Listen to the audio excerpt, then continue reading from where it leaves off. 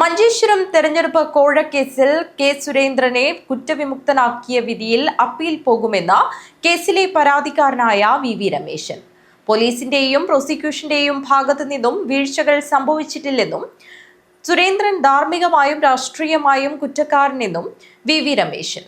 കേസിൽ പട്ടികജാതി പട്ടികവർഗ അതിക്രമ വകുപ്പ് ഒഴിവാക്കിയ കാര്യത്തിൽ സംശയമുണ്ടെന്നും വി രമേശൻ കാഞ്ഞങ്ങാട്ട് വാർത്താ സമ്മേളനത്തിൽ വിശദീകരിച്ചു.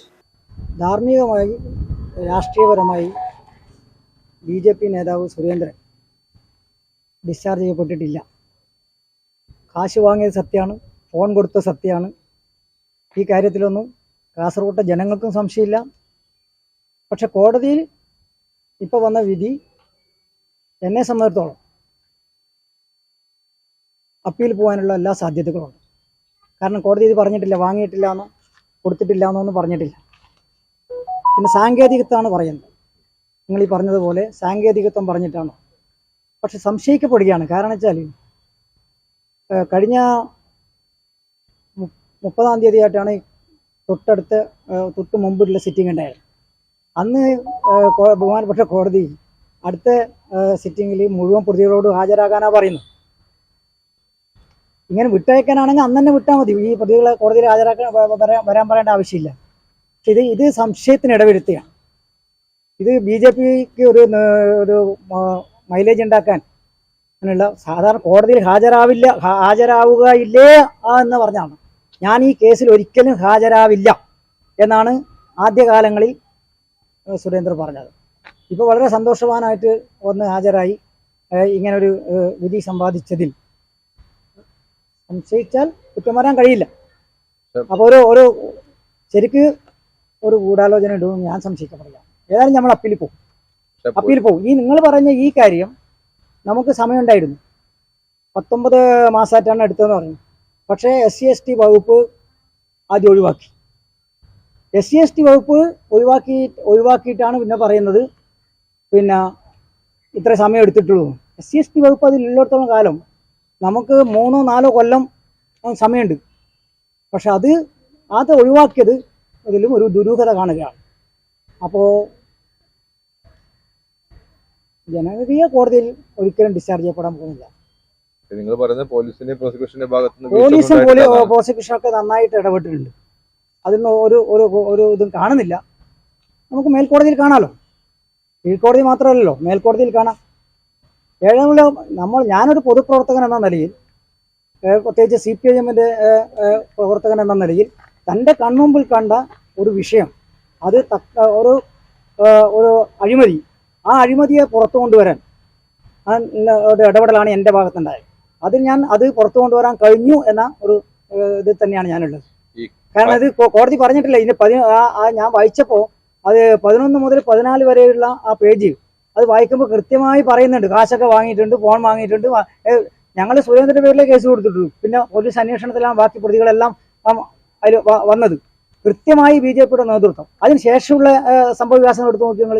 കാസർഗോഡ് ജില്ലയിലെ BJP നേതൃത്വത്തിലുണ്ടായ പൊട്ടലും ചീറ്റലും, മാസങ്ങളോളം ഓഫീസ് തുറക്കാൻ പറ്റാത്തതും ഈ കോഴ കേസ് തന്നെയല്ലേ, ഇതിന്റെ പേരിലുണ്ടായ തമ്മിലടി തന്നെയല്ലേ. അത് ഇതുവരെ BJPക്ക് പരിഹരിക്കാൻ വേണ്ടി കഴിഞ്ഞോ?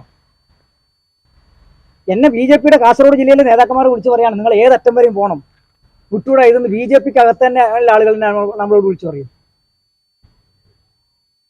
പക്ഷെ കേസ് തോൽക്കാൻ കാരണം ഇപ്പം പോലീസിന്റെ ഭാഗത്തുള്ള വീഴ്ചയാണെന്നാണ് വിധിയിൽ തന്നെ നമുക്ക് മനസ്സിലാവുന്നത്. നിങ്ങൾ ഇത്രയും പോയിട്ടും പോലീസ് നിങ്ങൾ തോൽപ്പിച്ചോ? പോലീസിന്റെ ഭാഗത്ത് വീഴ്ച വന്നിട്ടില്ല, പ്രോസിക്യൂഷന്റെ ഭാഗത്ത് വീഴ്ച വന്നിട്ടില്ല. അവർ ചെയ്തിട്ടുണ്ട്. പക്ഷേ ഇതില് കോടതി വിധി ഇപ്പൊ അനുകൂലമായിട്ട് വന്നത് ധാർമ്മികമായിട്ടും രാഷ്ട്രീയപരമായിട്ടും സുരേന്ദ്രൻ കുറ്റവാളി തന്നെയാണ്. നമ്മളെ ഈ ഇടപെടലിനെ ഒന്നും കോടതി മോശമായി പറഞ്ഞിട്ടില്ല. ഇതില് പക്ഷെ പറഞ്ഞു കൺമുമ്പിൽ നടന്ന ഒരു അഴിമതിയല്ലേ ഇത്, ഒരു കുറ്റമല്ലേ ഇത്. 1000 കുറ്റവാളികൾ അല്ലെ 1000 നിരപരാധി അങ്ങനെ പറയാറില്ല. ശിക്ഷിക്കപ്പെട്ടാലും ഒരു കുറ്റവാളി രക്ഷപ്പെടരുതെന്ന് പറയുന്നില്ലേ? ഇല്ലേ? അല്ലേ? ഒരു കുറ്റവാളിയും രക്ഷപ്പെടരുത് എന്നല്ലേ പറയുന്നത്. ഇവിടെ താൽക്കാലികമായിട്ട് രക്ഷപ്പെട്ടിട്ടുണ്ടായിരിക്കാം. പക്ഷെ ജനകീയ കോടതിയിൽ BJPയുടെ നേതൃത്വം കണക്ക് പറയേണ്ടി വരും. എന്തുകൊണ്ടാ വെച്ചാൽ ഇപ്പൊ തന്നെ വന്നുകൊണ്ട് അതിന്റെ റിസൾട്ട് വന്നു. കഴിഞ്ഞ പാർലമെന്റ് തെരഞ്ഞെടുപ്പിൽ മഞ്ചേശ്വരം കാസർഗോഡ് മണ്ഡലത്തിലെ റിസൾട്ട് നിങ്ങൾ എടുത്തു നോക്കി. ആ റിസൾട്ട് എടുത്ത് നോക്കിയപ്പോൾ ഒക്കെ നമുക്കറിയാലോ. ബാക്കി മണ്ഡലങ്ങളിലെല്ലാം BJPക്ക് വോട്ട് വർദ്ധിച്ച ചിത്രം കണ്ടില്ലേ. പക്ഷെ കാസർഗോഡും മഞ്ചേശ്വരത്തും ആ പ്രദേശത്ത് ഈ കാസർഗോഡ് ജില്ലയിലെ തന്നെ യൂത്തിന്റെ പ്രതീകമായ സ്ഥാനാർത്ഥി വന്നിട്ടും BJPക്ക് ഒരു ഇഞ്ച് മുന്നോട്ട് പോകാൻ കഴിഞ്ഞിട്ടില്ലല്ലോ. ഇതെന്താ സൂചിപ്പിക്കുന്നത്? BJPയുടെ കാസർഗോട്ട് നടന്ന ഈ കള്ളക്കളി തന്നെയാണ്, ഈ കുംഭകോണം തന്നെയാണ്, ഈ അഴിമതി തന്നെയാണ്. ഇത് BJPക്ക് വലിയ തലവേദന ഉണ്ടാവും. ഇപ്പൊ താൽക്കാലികമായി ഡിസ്ചാർജ് ചെയ്ത് പറഞ്ഞിട്ടും കാര്യമില്ല. ജില്ലയിലെ BJPക്കകത്ത് വലിയ പൊട്ടലും ചീറ്റലും വരും നാളുകളിൽ ഉണ്ടാവും ഈ കേസ്. എന്നാ കോടതി സമീപിക്കുന്നത്? ഹൈക്കോടതി അടുത്ത ദിവസം തന്നെ ഈ കേസിന്റെ വിധി പഠിച്ചുകൊണ്ടിരിക്കുകയാണ്. ബാക്കി കാര്യങ്ങൾ വക്കീലുമായിട്ട് സംസാരിച്ചിട്ട് അപ്പീൽ പോവും. ആ സംശയം വേണ്ട, ഏതറ്റം വരെയും പോവും. അനീതിക്കെതിരെ പൊരുതുക, അഴിമതിക്കെതിരെ പൊരുതുക,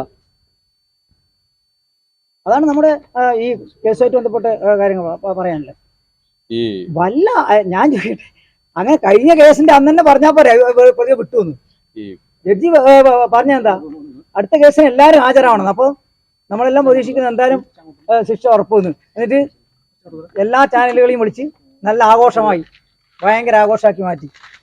പക്ഷെ ഇത് ഈ സുരേന്ദ്രൻ ആഘോഷമാക്കുമ്പോഴും ആ ദിവസവും അതിന്റെ മുമ്പ് വിധി പ്രഖ്യാപിക്കാൻ വെച്ച ദിവസങ്ങളൊന്നും പ്രോസിക്യൂട്ടർ വന്നിട്ടില്ല എന്നുള്ളൊരു ഗുരുതരമായൊരു പ്രശ്നം മറ്റ് പാർട്ടികളടക്കം ഉന്നയിക്കുന്നുണ്ട്. അതിനെങ്ങനെയാ കാണുന്നത്?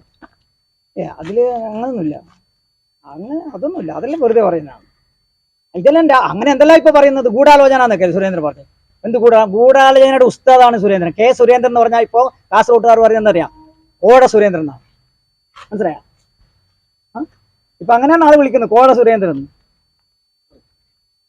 ഇത് ആർക്കെങ്കിലും ഇത് നിഷേധിക്കാൻ കഴിയും? ഈ സംഭവം പച്ചയായി നടന്ന സംഭവം. ഇത് താൽക്കാലികമായിട്ട് ചിലപ്പോൾ ഡിസ്ചാർജ് ചെയ്തിട്ടുണ്ടാകാം, പക്ഷെ ഞങ്ങൾ വിടില്ല. ഞങ്ങൾ ഇതിനെതിരെ ഏതറ്റം വരെയും പോകും. അഴിമതിക്കെതിരെ സന്ധിയില്ലാത്ത സമരം, അതാണ്. എന്നിട്ട് ഞങ്ങൾ അഴിമതിക്കാരല്ല എന്ന് വരുത്തി തീർക്കുക, അതാണ് ഇപ്പൊ നടന്നുകൊണ്ടിരിക്കുന്നത്. നിങ്ങൾ മാധ്യമങ്ങളെല്ലാം ഇവർക്ക് കൂട്ടിക്കുക, CPM പ്രതിയാക്കുക, അതാണ് നിങ്ങളുടെ പരിപാടി. നിങ്ങൾ എല്ലാവരും കൂടി നമ്മളെ കുറ്റവാളിയാക്കുക. നമ്മൾ കൺമുമ്പ് കാണുന്ന എല്ലാ അനീതിക്കും അക്രമത്തിനും എല്ലാറ്റിനെതിരെ പൊരുതുന്നവർ ഞങ്ങൾ. എന്നിട്ട് ഞങ്ങളാണ് ഇതെല്ലാം നിങ്ങൾ വരുത്തി തീർക്കുന്നത്. നിങ്ങൾ അവരെല്ലാം എല്ലാവരും ഒറ്റക്കെട്ടല്ലേ ഇക്കാര്യത്തിൽ.